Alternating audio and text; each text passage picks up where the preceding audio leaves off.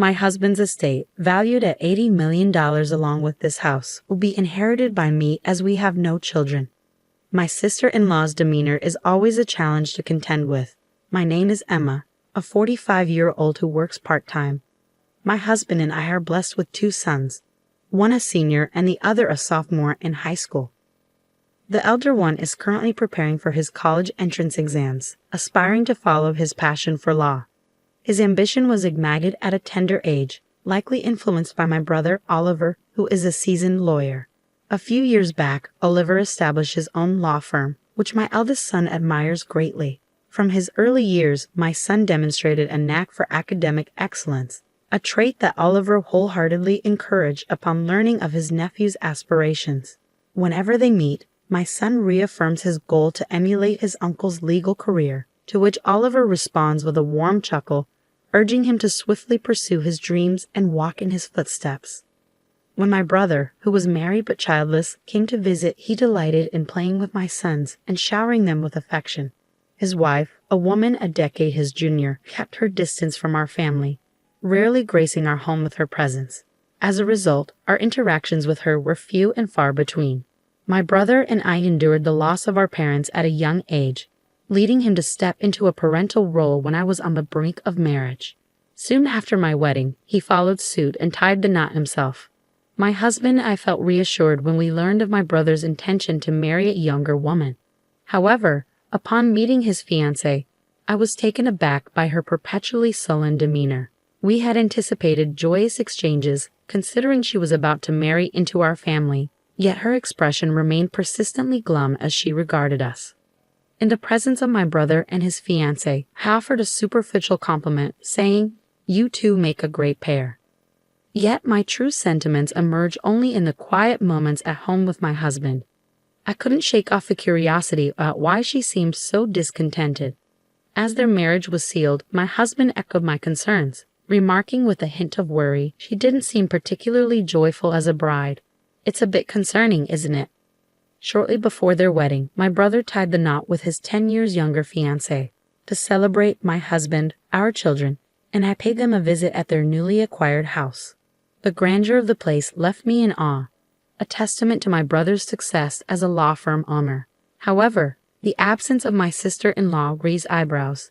In jest, my husband quipped to my brother, "Has your wife already abandoned ship?" Though meant in good humor, the tension in my brother's reaction left us both uneasy. According to him, whenever there's trouble, his wife retreats to her parents' home. Today, she stayed over to celebrate her mother's birthday. My husband's expression drooped, perhaps regretting his attempt at humor. Then, out of the blue, my brother posed a serious question with a poker face. "If I were ever unable to have children, would you consider letting me adopt one of yours?" I initially brushed it off as a jest, but my brother's earnest demeanor suggested otherwise. Stunned by the unexpected proposal, I found myself unable to respond, while my husband, with a chuckle, replied, "Who knows what the future holds? Let's cross that bridge when we come to it. If you're serious, and if our children are comfortable with it, we can discuss it then." Though my husband seemed to take it lightly, I couldn't shake off the underlying concerns about both the adoption suggestion and the strained relationship between my brother and his wife. It wasn't my place to interfere in their marital issues, but I couldn't help but worry. Subsequently, whether it was our visits to my brother's home or his visits to ours, he always came alone. His wife was conspicuously absent, further fueling my apprehensions. My brother never brought up his wife, so I refrained from prying into their relationship. After over a decade of marriage, her presence faded into obscurity in my mind. This year, as my eldest son's acceptance into his dream law school was celebrated at our house, my brother broached the topic of adoption once again. "Just as I mentioned before, would you consider allowing me to adopt one of your children?" he inquired. Their inability to conceive led him to revisit the idea. The last time we discussed it, they were newlyweds, so there was no urgency. Yet this time, my brother's tone conveyed seriousness. Despite the weight of the proposal, my husband's response was swift and nonchalant. "Would you prefer our eldest son, considering his ambition to become a lawyer?" he quipped. While my husband's manner seemed casual, I remained cautious, mindful of the profound impact such a decision would have on our sons' lives. Even though my brother, their uncle, would be adopting them, I couldn't shake the worry about my sister-in-law's potential treatment of my sons, who wouldn't be her own flesh and blood. Seeking reassurance, I cautiously asked my brother, "Is your wife on board with the adoption?" His response, accompanied by a wry smile, was somewhat comforting. "Don't fret over her. We've discussed it already," he assured me. While I felt relieved knowing they had addressed the matter, I couldn't reach a decision immediately. Instead, I resolved to involve my sons in a discussion and let them weigh in, considering they were already in high school and capable of making their own choices. We left the matter unresolved that day, but a few days later, I received an urgent call from my brother's lawyer's office. They informed me that he had collapsed and was rushed to the hospital. Frantically, I made my way there, only to find the law firm's staff anxiously awaiting news. It appeared my brother had suffered a stroke at work and was now unconscious.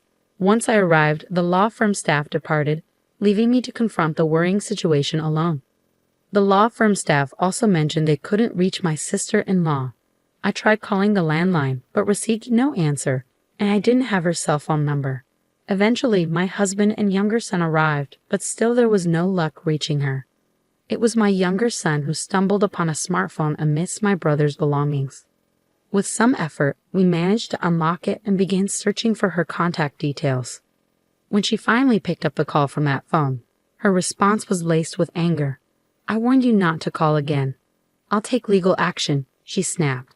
Attempting to convey urgency amidst her tirade, I interjected, "It's Emma, Oliver's sister. My brother has collapsed and is in the hospital." Her tone softened upon realizing it was me on the line. "Oh, I'm terribly sorry. I mistook you for Oliver. You said he collapsed?" she inquired. After updating her on my brother's condition and the hospital he was admitted to, her response took a surprisingly casual turn. "I'm unable to come to the hospital right now due to prior commitments. Please keep me informed," she requested before abruptly ending the call. I couldn't help but wonder if my sister-in-law had more pressing matters to attend to, especially considering her husband's illness. With the realization that she wouldn't be of any assistance, we resolved to care for my brother ourselves. Since my eldest son had completed his university entrance exams and was spending most of his time at home, he took on the responsibility of visiting my brother daily on my behalf. Despite our efforts, my brother remained unconscious and in critical condition. However, my sister-in-law never reached out or made an appearance at the hospital. Nearly a week after my brother was admitted, I made another attempt to contact her.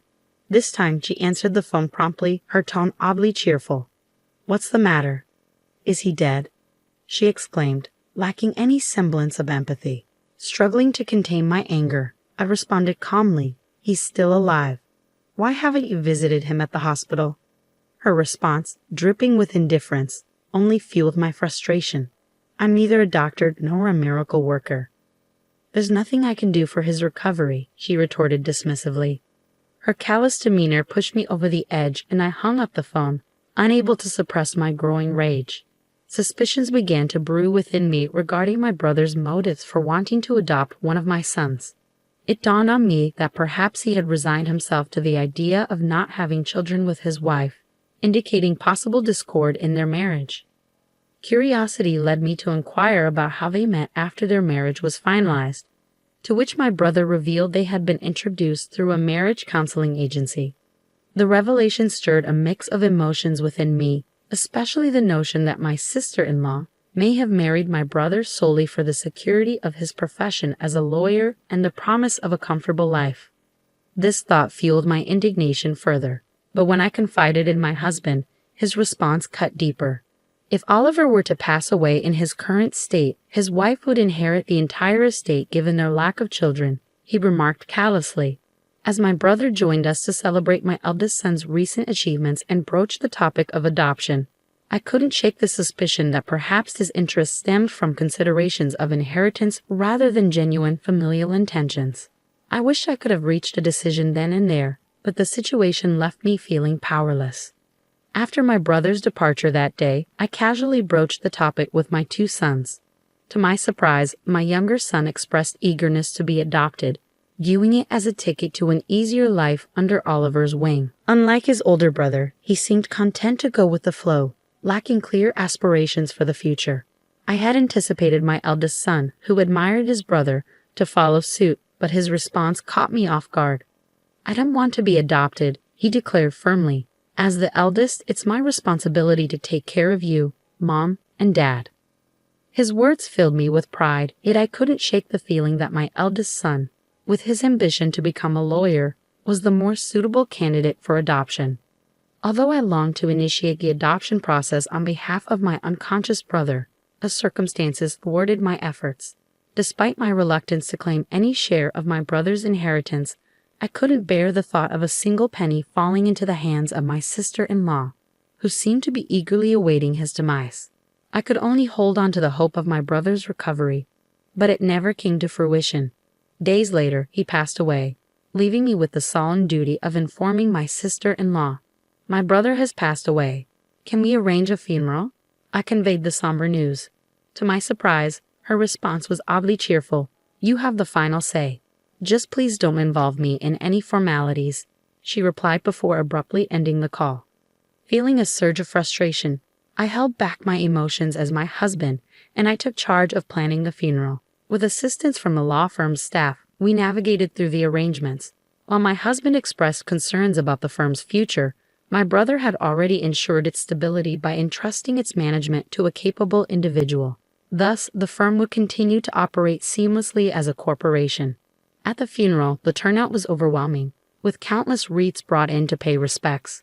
The hall overflowed with mourners, a testament to the profound impact my brother had on so many lives.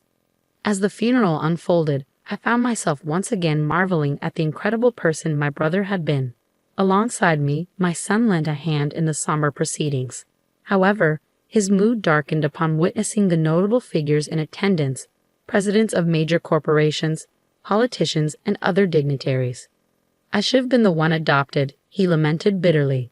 "I never realized how remarkable he truly was." My husband and I empathized with his sorrow, understanding the weight of his realization. As I fulfilled my role as a pallbearer, no one questioned the absence of my sister-in-law, nor was it brought up in conversation. I couldn't help but wonder if we were the only ones privy to the knowledge of my brother's marriage. They hadn't had a wedding ceremony. Instead, they simply embarked on a honeymoon. It dawned on me that even our relatives might have been unaware of their marital status. Reflecting on the situation, I couldn't help but harbor regrets. If only they hadn't married, there wouldn't be a need for a wife who failed to show up at her husband's funeral. And I lamented not allowing my brother to adopt my younger son sooner, fearing that she might seize control of my brother's estate with the support of the law firm's staff. The funeral for my brother had concluded, and I extended invitations for everyone to gather at his house for a meal, expressing my gratitude. "Thanks to all of you, my brother will be able to rest in peace," I said, my voice laden with sorrow. As we mourned together, my sister-in-law made a sudden appearance, clad in a flashy pink coat, as if timed to coincide with the conclusion of the funeral. Addressing her with a mix of surprise and suspicion, I asked, "Why have you chosen this moment to come?" With a wide grin on her face, she spoke loudly for all to hear. "As my husband's wife, I inherit his estate, valued at $80 million, along with this house. With no children in the picture, everything belongs to me." Her triumphant declaration prompted laughter from my brother's colleagues, leaving us puzzled by their reaction. My sister-in-law shot them a glare and scolded. "What's so funny? How rude." Her smirk quickly faded when one of the lawyers interjected, "We're aware that you're officially divorced."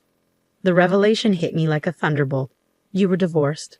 I exclaimed incredulously upon hearing the news the day before my brother's collapse. Glancing at my sister-in-law's visage, I saw a chilling expression etched across her features as she locked eyes with the individuals who had unveiled the truth. As she gritted her teeth, another lawyer interjected, "I've also heard that you were ordered to pay alimony due to the affair that led to the divorce. It's unavoidable." Furious, my sister-in-law directed her glare at the lawyer who spoke, snapping, "I'm not obligated to pay alimony anymore. There's no one left to pay." Her words dripped with disdain, but she was swiftly rebutted by the legal expert. "The right to alimony also transfers upon inheritance, so you'll still owe it to Emma, the sole inheritor." It dawned on me for the first time that I was the sole inheritor of my brother's estate. With their divorce finalized and our parents no longer alive, I was left as the last remaining family member. She seemed to grasp the reality of the situation, her expression morphing into one of horror as she locked eyes with me, prompting me to instinctively step back. Yet her demeanor remained defiant as she resumed her tirade. Don't I deserve half of the estate now that the divorce is settled? A lawyer, looking dismayed, interjected, Didn't Oliver provide you with funds upon the finalization of the divorce? I have the receipt certificate. Another lawyer chimed in. He also acquired a house prior to the marriage, so it isn't subject to property division. I found a sense of satisfaction in witnessing her being lectured by the lawyers. Despite her protestations, she appeared to recall something and chuckled lightly as she continued, There's still the life insurance. I should be the beneficiary. Her resilience impressed me, navigating through a hostile environment where everyone seemed to be against her. Then, with a smirk, she added, I changed the beneficiary of Oliver's life insurance to myself. However, the lawyer promptly refuted her claim regarding the life insurance, stating, Oliver was a resolute individual, so it's likely he made the change upon finalizing the divorce. As I sifted through my brother's belongings, I stumbled upon the life insurance policy, but my sister-in-law caught sight of it. Swiftly, she snatched the document from my grasp, her impatience evident as she scrutinized the beneficiary. However, her demeanor shifted to one of disappointment as she handed the certificate back to me, her shoulders slumping in defeat. It was then that I noticed the beneficiary was me. Realizing her efforts were futile, my sister-in-law blurted out her true sentiments without filter. I married a lawyer because I thought he was wealthy. But all I got was a pittance, and now I have to pay alimony. It's a colossal mistake. In response, the lawyer's expression hardened as he retorted. Oliver expressed similar sentiments. He regretted seeking the counsel of a marriage counselor, lamenting the monumental mistake he had made. Although my brother never confided such sentiments to me, his honesty was well known among his colleagues and subordinates. Faced with undeniable facts, my sister-in-law turned on her heel and departed from my brother's house. As time passed, she found herself obligated to pay alimony in installments, despite lacking stable employment.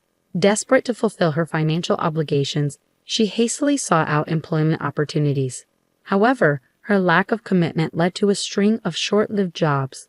In a desperate attempt to secure quick wealth, she returned to the marriage counseling agency and set her sights on a wealthy individual. Deceiving him with promises of financial gain through marriage, she exploited his trust and attempted to swindle him. Yet, her scheme unraveled swiftly when the man saw through her deceit and reported her to the authorities. Subsequently, she was arrested for marriage fraud, facing the consequences of her actions. According to a lawyer from my brother's law firm who disclosed the truth, no alimony was ever paid to me. When I consulted the lawyer regarding the situation, I was informed of the recent developments. It was in May when the lawyer relayed the news that my sister-in-law had been apprehended. With her arrest, the likelihood of receiving alimony payments seemed slim in the foreseeable future. However, alimony wasn't my foremost concern. What I truly desired was to witness her facing the consequences of her actions and enduring a fate befitting her deeds. I firmly believe my brother would concur, which is why I wish for thorough police investigation into her other transgressions. I hope she's charged as a felon and brought to justice in court. Meanwhile, my family relocated to a house left behind by my brother, unexpectedly inheriting his property. My husband and sons were overjoyed at the prospect of moving into a spacious house, a stark contrast to our previous cramped apartment. Amidst the excitement, my eldest son, fueled by newfound determination, immersed himself in his law studies. Observing the interactions between his brother's colleagues and subordinates, he felt a strong yearning to pursue a career in law. Though never formally adopted by my brother, I hold on to the hope that he will carry forth my brother's legacy and excel as a lawyer, just as he aspired to be. However, my younger son harbored a sense of disappointment upon learning that I had inherited my brother's entire estate. I wish I had been adopted by uncle so I could have inherited everything, he confessed candidly. Despite his words carrying a hint of jest, his smile betrayed a hint of genuine longing.